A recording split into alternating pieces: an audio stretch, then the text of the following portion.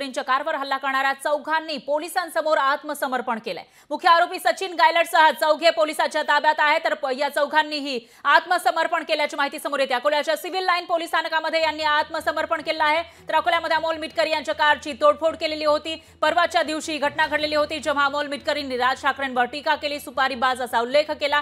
त्यानंतर मनसैनिक आक्रमक झाले आणि काही मनसैनिकांनी अमोल मिटकरींच्या कारची तोडफोड केली। त्यापैकी एका मनसैनिकाचा हृदयविकाराच्या झटक्याने मृत्यू झाला, तर काहींना अटक केली होती, पण काही जण फरार झाले होते आणि यापैकी चौघांनी आता पोलिसांसमोर आत्मसमर्पण केल्याची माहिती समोर येते। मुख्य आरोपी सचिन गायलटसह चौघे पोलिसांच्या ताब्यात आहेत, तर अकोल्याच्या सिव्हिल लाईन पोलीस स्थानकामध्ये या चौघांनी आत्मसमर्पण केलं।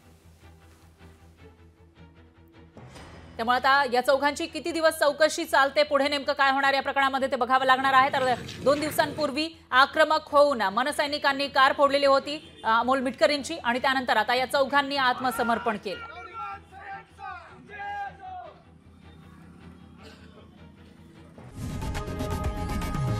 लोकशाही मराठी ऐका, पहा, जागरूक रहा।